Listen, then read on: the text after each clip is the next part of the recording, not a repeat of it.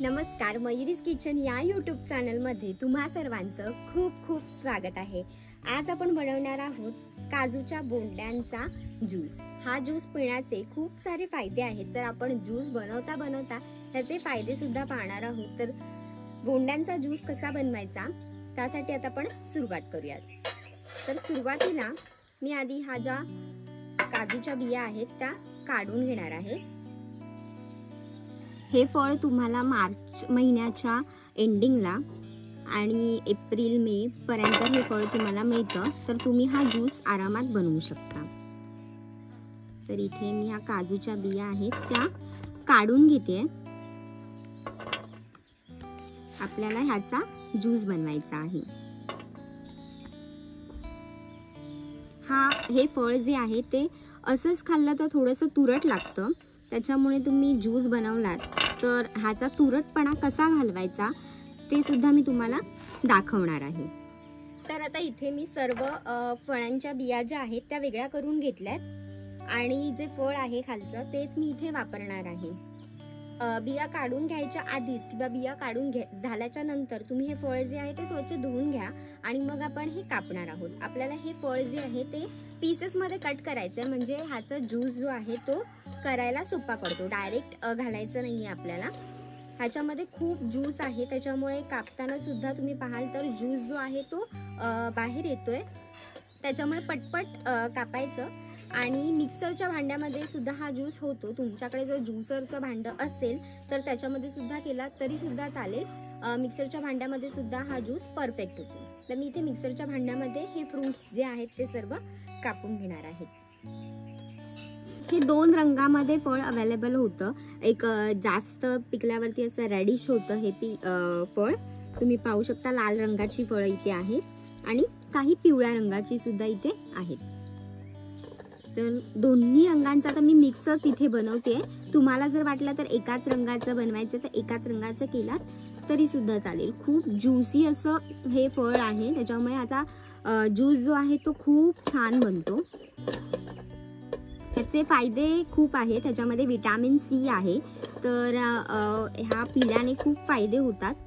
त्याचप्रमाणे ज्यांचं high blood sugar असेल ते कंट्रोल मध्ये करण्यासाठी सुद्धा ह्या फळाचा ज्यूस जो आहे तो खूप फायदेशीर आहे। आता इथे मी सर्व जी फळं आहेत ती अशीच कापून घेते। तुम्ही पाहाल खूप ज्यूसी असं आहे, पण तुम्ही हे जर नुसतंच खाल्लात असंच तर थोडंसं तुरट लागतं आणि घसा सुद्धा ह्याने खवखवतो, त्याच्यामुळे ज्यूस बनवून जर पियाला तर खूप फायदेशीर आहे। त्याच्यामुळे नक्की ट्राय करून पहा तुम्ही। खूप सोपा ज्यूस आहे, पटपट होतो। तर आता इथे मिक्सरच्या भांड्यामध्ये सर्व मी फळं जी आहेत ती कापून घेतली आहेत आणि झाकण बंद करून घेते आणि मिक्सरवरती मी हे वाटून घेते।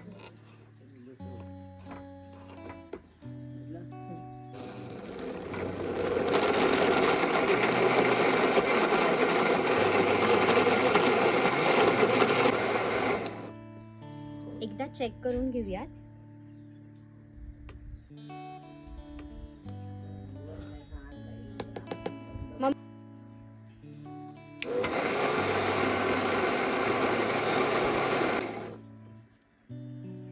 मी तुम्हाला सुद्धा दाखवते हा ज्यूस। आता इथे तुम्ही पाहू शकता खूप घट्ट असा झालाय।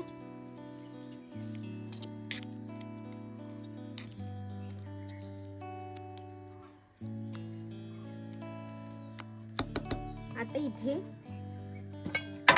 मी एक टोप घेतला आणि त्याच्यावरती मी अशा प्रकारची चाळणी जी आहे ती ठेवते, म्हणजे काय होईल गाळायला खूप सोपं जाईल। तर आता मी इथे हा जो सगळा पल्प आहे तो इथे काढून घेते आणि वरतून आपल्याला हे गाळून घ्यायचं, म्हणजे ह्याच्यामध्ये जर काही चोथा वगैरे उरणार आहे तो फळाचा तो वर राहील आणि जो ज्यूस आहे तो आपल्याला खालती मिळेल, त्याच्यामुळे असा गाळून घ्यायचा। हा जो पल्प आहे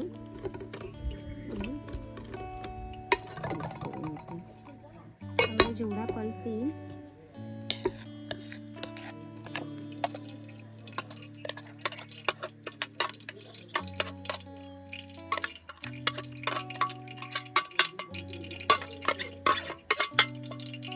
जसा तुम्ही चाळणीवरती घालाल तसाच तो त्याचा जो ज्यूस आहे तो खालती पडायला सुरुवात होईल. एक्स्ट्रा पाणी घालायचं गरज नाहीये. आपल्याला फक्त हा जो इथे पल्प निघालाय त्याला तसा प्रेस करत करत ह्याच्यातून जो ज्यूस निघेल तो घ्यायचा आहे आपल्याला.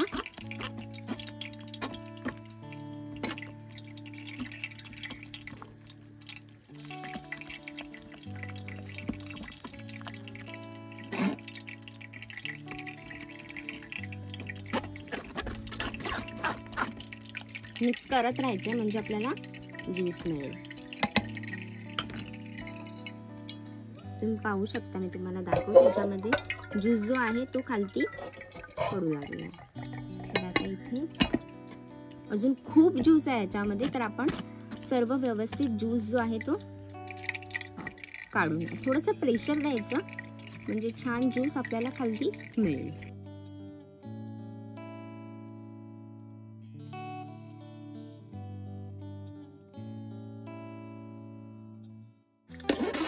हे जसं जसं ड्राय होत जाईल ना तसं तसं ह्याच्यातला ज्यूस जो आहे तो संपलाय असं आपल्याला कळेल. हे ड्राय होत जातं, ह्याच्यातला ज्यूस संपला की ड्राय होईल आणि चौथा जो आहे तो वरती राहील. फक्त हळूहळू हे ड्राय होत चाललंय म्हणजे ह्याच्यातला ज्यूस जो आहे तो संपत चाललाय. छान इथे मी प्रेशर दिलंय. अर्धा किलो इतपत ही फळं होती इथे. त्या फळांचा हा 2 ग्लास एवढा तरी हा ज्यूस निघणार आहे.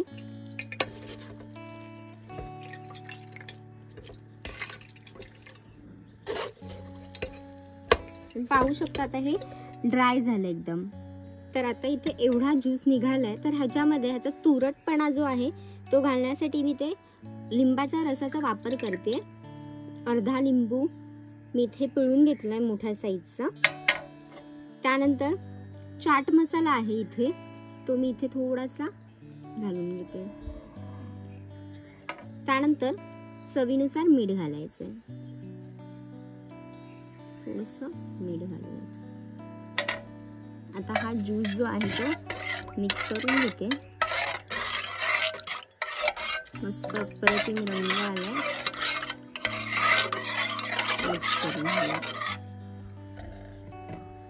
जर तुम्ही मयुरीज किचनला अजूनपर्यंत सबस्क्राईब केलेलं नसेल तर लगेच जा, सबस्क्राईब करा आणि बेल आयकॉनवर क्लिक करायला विसरू नका. म्हणजे अशाच नवनवीन रेसिपीसाठी तुम्हाला तुमच्या फोनवरती नोटिफिकेशन मिळेल. आता इथे मिक्स करून झालंय. आता आपण हा ग्लासमध्ये काढून घेऊयात. आता मी ग्लासमध्ये हा तयार झालेला ज्यूस जो आहे तो पुन्हा एकदा मिक्स करून घेते. जर तुम्हाला ह्यामध्ये साखरेची गरज वाटली तर ह्यामध्ये साखर घातला तरी सुद्धा चालेल. आता मी हा जो ज्यूस आहे तो ग्लासमध्ये काढून घेते. खूप सुंदर अप्रतिम असा रंग आलाय.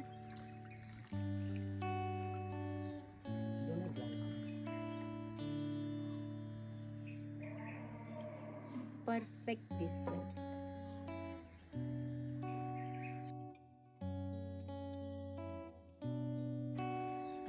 खूप सुंदर झालाय. तुम्ही ही रेसिपी नक्की ट्राय करून पहा. काजूच्या बोंड्यांचा ज्यूस इथे बनवून तयार झालेला आहे. तुम्हाला माझी रेसिपी आवडली असेल तर कमेंट करून नक्की सांगा. लाईक करा, शेअर करा आणि सबस्क्राईब करायला विसरू नका. रेसिपी नक्की ट्राय करून पहा आणि निरोगी खा, निरोगी राहा.